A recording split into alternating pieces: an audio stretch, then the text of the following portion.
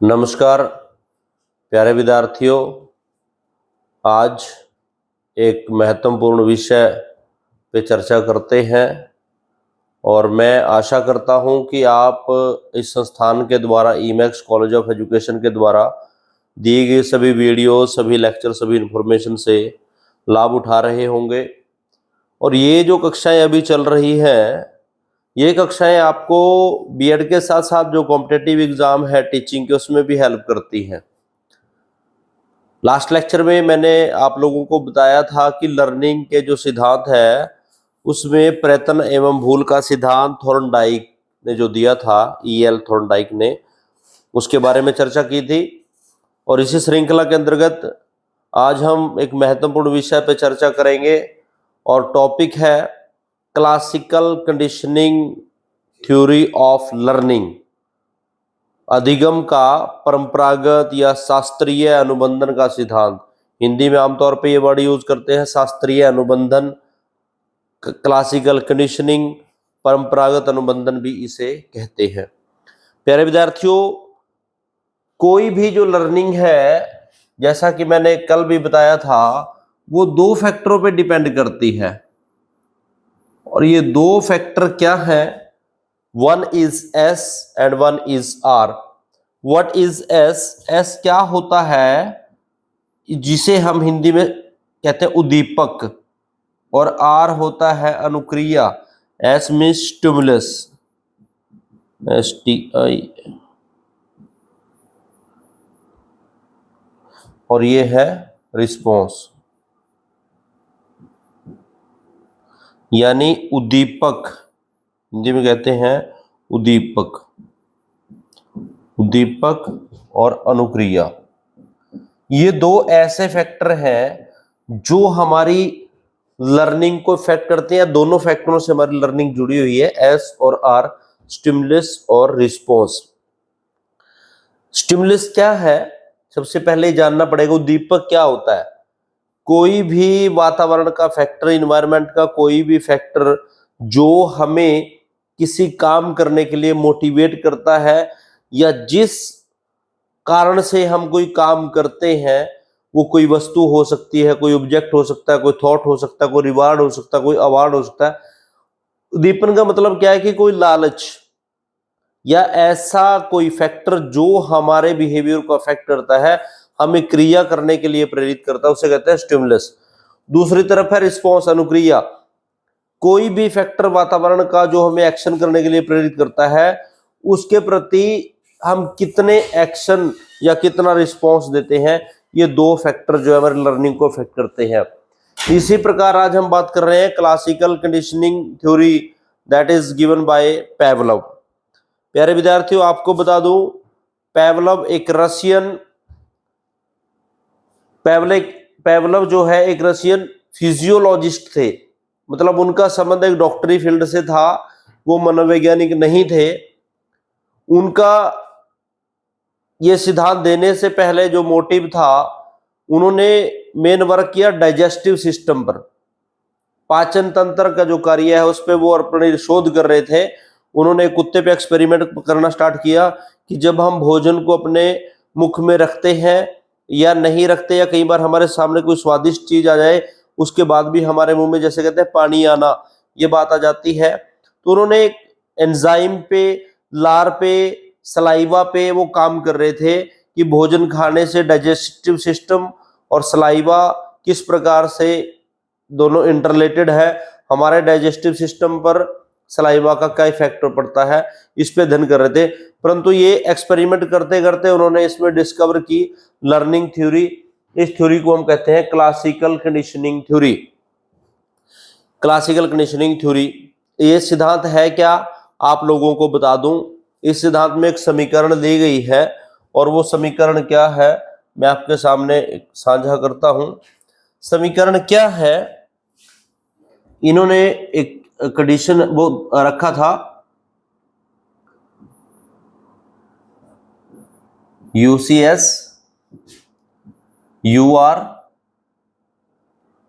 उसके बाद इन्होंने किया UCS प्लस CS UR अब ये क्या है ये मैं आपको बताता हूं, लेकिन उससे पहले मैं आपको बताऊं, पेवलव ने एक कुत्ते पे एक्सपेरिमेंट किया और उस एक्सपेरिमेंट में क्या था, जैसा थॉर्नडाइक ने बिल्ली पे किया था, उन्होंने कुत्ते पे एक एक्सपेरिमेंट किया। एक भूखा कुत्ता, उसको एक पिंजरे में रखा गया। पिंजरे में रखने पर उसको जब भोजन दिया जाता था तो उसके मुंह से लार टपकती थी, परंतु उन्होंने जब भोजन दिया, दूसरे एक्सपेरिमेंट में दोबारा जब वही प्रक्रिया की, उन्होंने जैसे ही भोजन की प्लेट उसके सामने रखी तो उसके साथ एक बेल का जो है ऐड कर दी। जैसे प्लेट आई और बेल भी साथ में बजती थी और कुत्ते के पास भोजन चला जाता था। ये क्रिया 3-4 बार की। कुत्ते को भूख लगी, उसको खाना दिया गया, साथ में बेल बजी, खाना दिया गया, बेल बजी, कुत्ते को भूख लगी। ये क्रिया 3-4 बार की। लेकिन एक टाइम ऐसा आया कि जैसे ही बेल बजी, खाना नहीं गया, लेकिन कुत्ते के मुंह से लार टपकना स्टार्ट हुई। होता क्या था कि कुत्ते के सामने जब भोजन होता था तो कुत्ते के मुंह से लार टपकती थी, लेकिन इस बार भोजन उसको वास्तव में नहीं मिला। जैसे ही बेल बजी, फिर भी कुत्ते के मुंह से लार टपकी। अब इस सिद्धांत की 2-3 बातें आपको याद रखनी है। एक बात इन्होंने इसमें कही है, वो है सहज क्रिया। सहज क्रिया यानी reflex action. Reflex action, reflex action क्या है प्यारे विद्यार्थियों? ऐसी क्रियाएं जो हमारे नर्वस सिस्टम से जुड़ी हुई है, ऑटोमेटिक वे से जो है वो वर्क करती हैं। हमारे बॉडी का जो नर्वस सिस्टम है वो उसे कहते हैं रिफ्लेक्स एक्शन। आंखों का झपकना, कोई सेंसेस के द्वारा जो हमारे काम होता है, these are called reflex action. यहां पर कुत्ते के सामने भोजन जब आया या नहीं आया, उसने सोचा समझा नहीं, लेकिन उसके बॉडी का जो नर्वस सिस्टम है उसने ऑटोमेटिक जो है सलाइवा प्रोड्यूस कर दिया, क्योंकि उसके माइंड में जो है नर्वस सिस्टम जो है वो उस प्रकार से कंडीशन हो गया।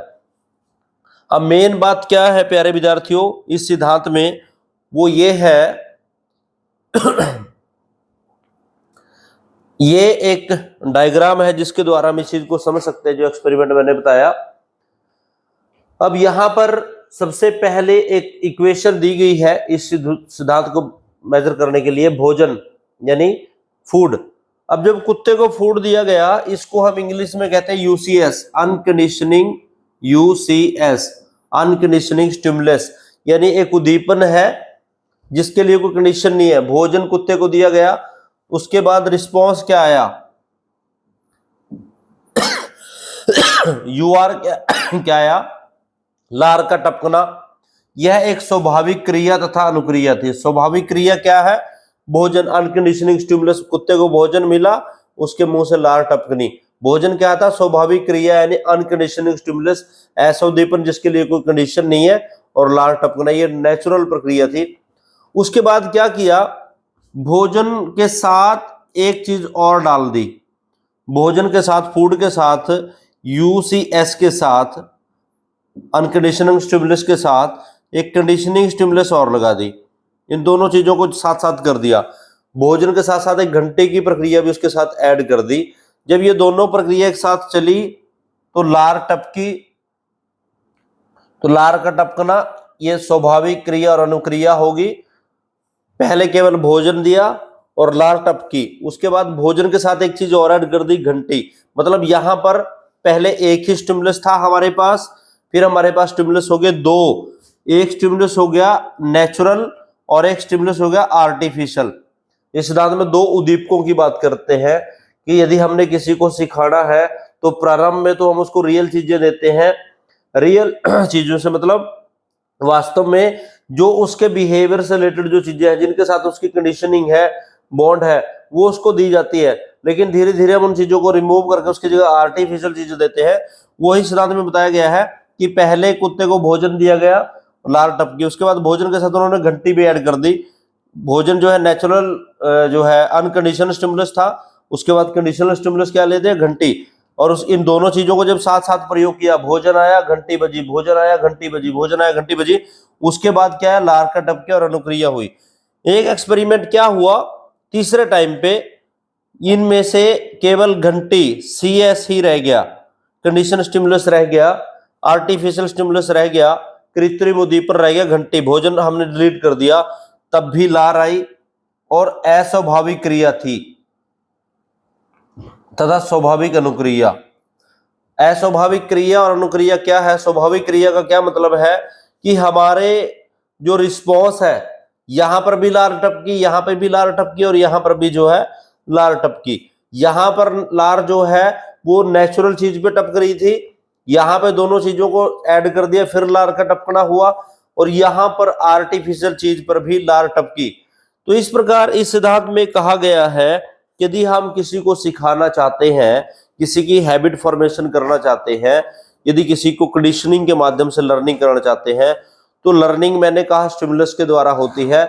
और इस सिद्धांत में बताया कि स्टिमुलस जो है दो प्रकार के होते हैं, एक नेचुरल स्टिमुलस और एक आर्टिफिशियल स्टिमुलस।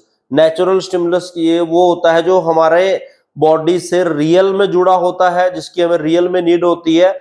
लेकिन आर्टिफिशियल वो स्टिमुलस होता है जिसको हम क्रिएट करते हैं, नेचुरल स्टिमुलस की जगह प्रयोग उसको कर सकते हैं। सिद्धांत में बताया कि जब हम नेचुरल स्टिमुलस और आर्टिफिशियल स्टिमुलस मतलब वास्तविक जो उद्दीपन है, मतलब ऐसा फैक्टर जो रियल में है उसकी जगह कृत्रिम फैक्टर को यूज करके, मतलब ऐसा कोई फैक्टर जो हमारे बिहेवियर से जुड़ा हुआ है, नेचुरल फैक्टर की जगह आर्टिफिशियल फैक्टर भी यदि हम करते हैं तो हमारी जो क्रिया अनुक्रिया है, रिस्पॉन्स है, वो वास्तविक होते हैं।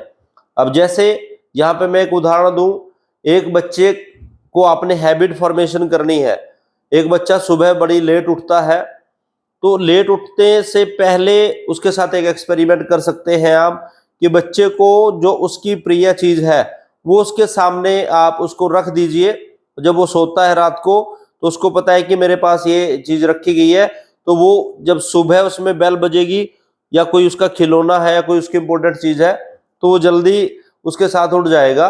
जैसे ही आपने दो चीजें एक्सपेरिमेंट की, उसमें बेल बजाई और खिलौना वहां पे है, तो वो उठता रहेगा। लेकिन एक दिन आप एक्सपेरिमेंट ऐसा भी कर सकते हो कि उसके सामने खिलौना नहीं है, कोई बेल बजाई, तब भी बच्चा उठ जाएगा। तो कहने का अभिप्राय क्या है कि यहाँ पर शेपिंग ऑफ बिहेवियर होता है। शेपिंग ऑफ बिहेवियर, बिहेवियर को ढाला जाता है कंडीशन के तहत। कंडीशन रखी जाती है कि इसके साथ ये चीज लगा देंगे तो तब भी हमारे पास रिस्पॉन्स वही आएगा। आमतौर पर कक्षा में अध्यापक क्या करता है, बच्चों को बोलता है कि आप प्रश्न याद करिए या ये क्रियाएं करिए, आपको अवार्ड मिलेगा, रिवार्ड मिलेगा। तो प्रारंभ में आपने उससे काम कराया और उसको लालच के वशीभूत होकर उसको कुछ लालच दिया और उसने काम किया। लेकिन एक टाइम ऐसा था कि आपके पास है कुछ नहीं और आप कहते हैं कि जो बच्चे ये काम करेगा उसको मेरे पास कुछ ऐसी चीजें वो दी जाएगी। अब आपके हाथ में उसको दिखाया आपने कि ये मेरे पास कुछ चीजें हैं, पहले दे दी, दूसरी बार दे दी, तीसरी बार आपने उसको बोल दिया कि मेरे हाथ में है, लेकिन आपके हाथ में कुछ नहीं है। बच्चे ने फिर भी वही काम किया जो आपकी चीज देने पे करता था, कोई वस्तु उससे वो देने पे करते थे।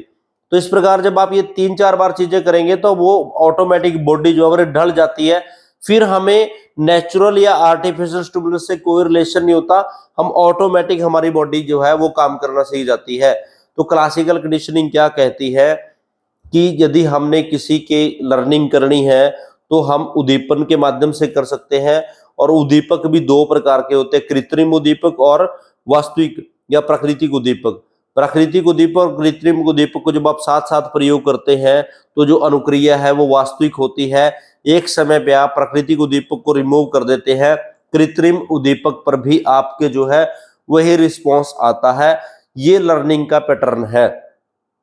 आप जो है अपने एस को चेंज करते हैं, जो आपका स्टिमुलस है उसको चेंज करते हैं, नेचुरल स्टिमुलस को आर्टिफिशियल में चेंज करते हैं और आर्टिफिशियल स्टिमुलस पर भी आपका जो रिस्पॉन्स है वो नेचुरल आता है। तो पूरे की पूरे इस सिद्धांत का ये मतलब है।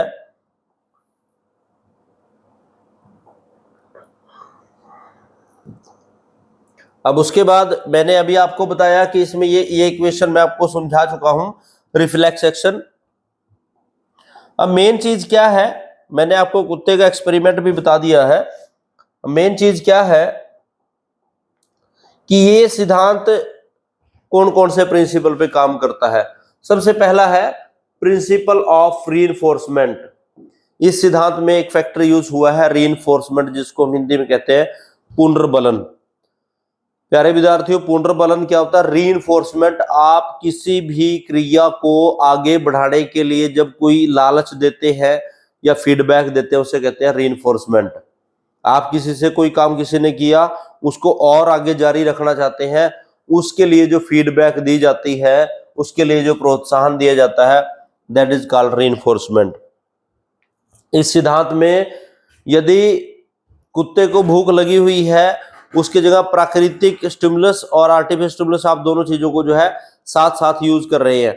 यदि ये दोनों बार बार अधिक संख्या में प्रयोग करते रहेंगे तो वो कंडीशनड हो जाएगा।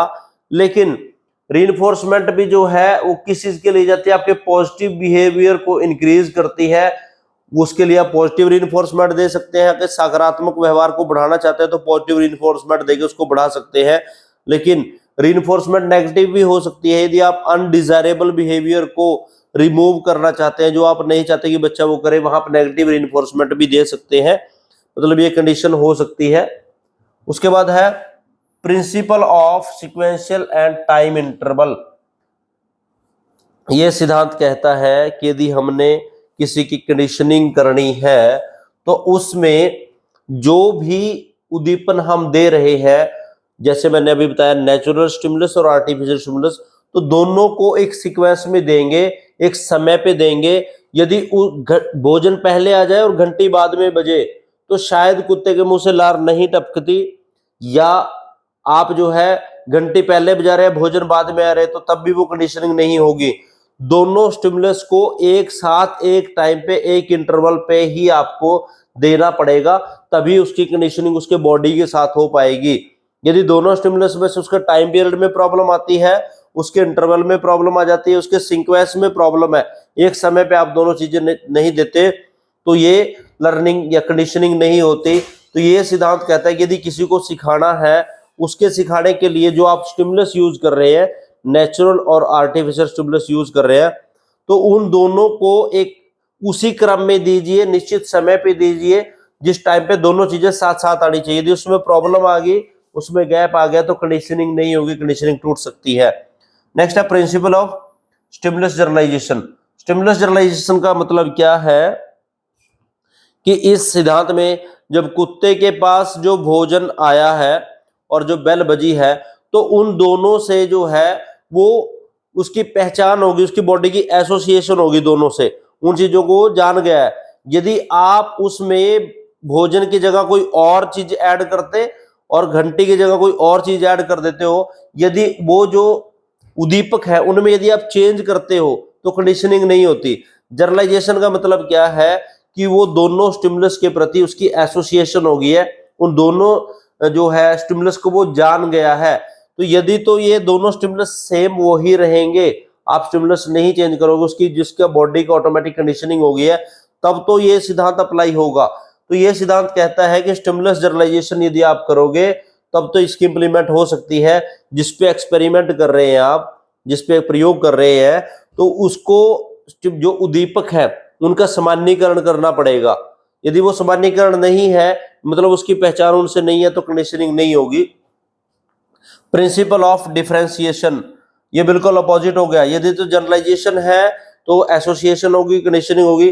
दूसरी बार ये कह रहा है कि यदि आप उन दोनों में अंतर पैदा कर देते हो, जैसे भोजन आपने दिया, घंटी की जगह आप कोई और साउंड यूज करते हैं, या बेल वही है और भोजन की जगह कोई और चीज यूज करते हैं, तो ये जो है कंडीशनिंग में प्रॉब्लम पैदा होगी। उतनी ही जल्दी ये कंडीशनिंग जो है टूट जाएगी। लंबे समय तक आप बिहेवियर को जो है शेप नहीं कर सकते, कंडीशन नहीं कर सकते। प्रिंसिपल ऑफ एक्सटेंशन, एक्सटेंशन का मतलब होता है विलोप होना, टूट जाना। यदि आप नेचुरल स्टिमुलस और आर्टिफिशियल स्टिमुलस दोनों की कंडीशंस को साथ साथ प्रोवाइड नहीं करते, या आप चाहते हो कि केवल आर्टिफिशियल स्टिमुलस पे ही रिस्पॉन्स आए, हो सकता है एक बार आ जाए, लेकिन इस प्रोसेस को यदि आप लंबे समय तक दोनों चीजों को कंटिन्यू नहीं करेंगे तो आपके पास रिस्पॉन्स नहीं आएगा। जैसे इस एक्सपेरिमेंट में यदि हम कुत्ते को भोजन और बेल साथ साथ देंगे तभी रिस्पॉन्स आएगा। हो सकता है बेल पे उसकी लार टपक जाए, लेकिन यदि आप बार बार बेल का यूज करके उसकी लार क्या या उसके रिस्पॉन्स लेना चाहेंगे तो वो नहीं आएगा। तो उतनी जल्दी, जितनी जल्दी कंडीशनिंग होती है उतनी जल्दी वो टूट भी जाती है, बॉडी उसको एक्सेप्ट नहीं करती। तो प्रिंसिपल ऑफ एक्सटेंशन का मतलब क्या है? यह सिद्धांत बताता है कि यदि कंडीशनिंग करनी है तो दोनों जो हमारे स्टिमुलस है उनको साथ साथ प्रोवाइड करना पड़ेगा, तब तो वो कामयाब होगा, अदरवाइज उसमें विलोप हो जाएगा, वो कंडीशनिंग नहीं होगी यदि उसमें आप डिफरेंस क्रिएट करोगे या जनरलाइजेशन यदि उसमें नहीं होता।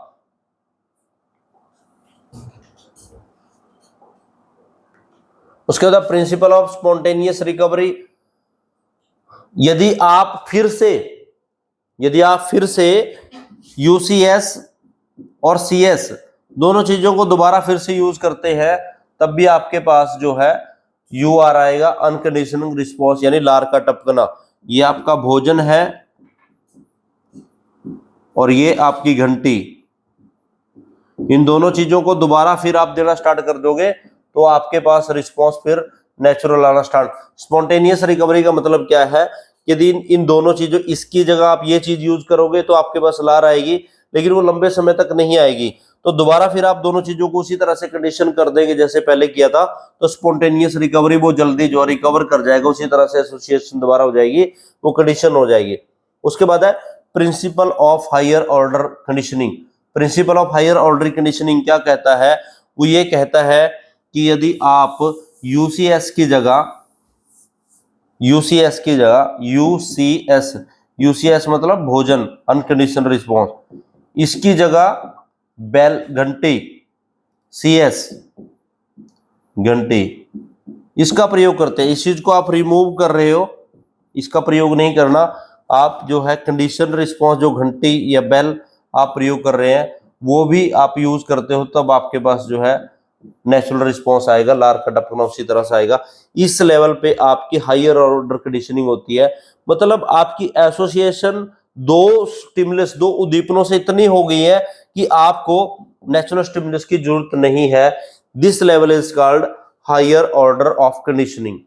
तो प्यारे विद्यार्थियों, इस सिद्धांत में एक इक्वेशन मैंने आपको बताई थी, वो इक्वेशन आपने याद रखनी है, पूरे का पूरा सिद्धांत उस इक्वेशन पे है। इस सिद्धांत में बताया गया कि ये है नेचुरल प्राकृतिक उद्दीपक, जिसमें हमने भोजन का प्रयोग वो किया, भोजन, उसकी जगह लार का टपकना स्वाभाविक क्रिया, और उसके बाद मैंने बताया यदि आप प्राकृतिक की जगह आर्टिफिशियल दोनों को यूज करेंगे तो आपके पास स्वाभाविक नेचुरल जो रिस्पॉन्स आएगा और वो क्रिया करोगे आप। उसके बाद घंटी, ये हायर ऑर्डर कंडीशनिंग यहाँ पे होगी। आप आर्टिफिशियल जो है स्टिमुलस यूज कर रहे हैं, उसके ऊपर रिस्पॉन्स जो है लार का टपकना नेचुरल आपको जो है प्राप्त हो रहा है। तो ये पूरे की पूरे सिद्धांत का निचोड़ है। तो प्यारे विद्यार्थियों, मैंने इस सिद्धांत के बारे में बताया। पेवलव, E.L. पेवलव ने इसको दिया, इवान पेवलव था इनका पूरा नाम। ये एक फिजियोलॉजिस्ट थे, ये साइकोलॉजिस्ट नहीं थे। ये एक्सपेरिमेंट करना चाहते थे डाइजेस्टिव सिस्टम पे, लार का जो काम है वो किस प्रकार से बनती है, भूख का उसका में क्या कंट्रीब्यूशन है। परंतु उस एक्सपेरिमेंट में करते करते इन्होंने कंडीशनिंग की थ्योरी डिस्कवर की। इन्होंने कहा हमारी जो लर्निंग है वो डिपेंड करती है स्टिमुलस पे, उद्दीपक पे, कोई फैक्टर जो इन्वायरमेंट का है, लेकिन वो स्टिमुलस भी या दो प्रकार का हो सकता है, एक प्राकृतिक और एक कृत्रिम। इन्होंने कहा है कि यदि आप किसी के बिहेवियर को शेपिंग करना चाहते हैं तो आप उसको प्रारंभ में जो है नेचुरल स्टिमुलस दो, जो उसको चाहिए वो उसको दो, लेकिन धीरे धीरे जब वो उस चीज पे काम करना स्टार्ट कर दे तो नेचुरल स्टिमुलस के साथ साथ एक एसोसिएशन आप जो है आर्टिफिशियल स्टिमुलस की भी साथ जोड़ सकते हो। लेकिन धीरे धीरे धीरे आप यदि नेचुरल स्टिमुलस को रिमूव कर दोगे तो आर्टिफिशियल जो स्टिमुलस है, कृत्रिम जो उद्दीपक है, उससे भी आप जो है शेपिंग ऑफ बिहेवियर कर सकते हैं। बट यहाँ कंडीशन क्या है कि ये बॉन्ड आप लंबे समय तक नहीं साथ साथ करोगे तो नहीं चल पाएगा। नेचुरल और आर्टिफिशियल को आप एक या दो बार तो रिमूव कर सकते हैं, लेकिन लंबे समय तक यदि आप यही काम करोगे कि आप केवल आर्टिफिशियल से रिस्पॉन्स ले लोगे तो ऐसा नहीं हो सकता। तो ये लंबे समय के लिए बॉन्ड नहीं हो सकता। कहने का अभिप्राय क्या है, इस सिद्धांत में ऑटोमेटिक रिफ्लेक्सेस जिसे कहते हैं, बॉडी सिस्टम जो कहते हैं, जैसे हमारी कोई ट्रेनिंग होती है बॉडी की, फिजिकल एक्सरसाइज होती है, तो बॉडी की training, habit formation, physical exercise जो हमारी बॉडी से ऑटोमेटिक वे से कंडीशनड होती है। अब कई बार क्या होता है कि जैसे किसी बच्चे का एग्जाम है, अब जिस दिन एग्जाम होना है वो बड़ी जल्दी 3-4 बार उठ जाता है, क्योंकि उसकी बॉडी का नर्वस सिस्टम जो है अवेयर है, वो उस काम के लिए कंडीशनड है कि वो उसने करना ही करना है। तो ये सिद्धांत बताता है कि नेचुरल स्टिमुलस और आर्टिफिशियल प्राकृतिक उद्दीपक और कृत्रिम उद्दीपक दोनों की सहायता से किस प्रकार से रिस्पॉन्स प्राप्त कर सकते हैं, अनुक्रिया ले सकते हैं और व्यवहार में उनको लेके आ सकते हैं। शेपिंग ऑफ बिहेवियर, व्यवहार का निरूपण किस प्रकार से किया जा सकता है। प्यारे विद्यार्थियों, आशा करता हूं कि सिद्धांत से आपने लाभ उठाओगे। थैंक यू, धन्यवाद।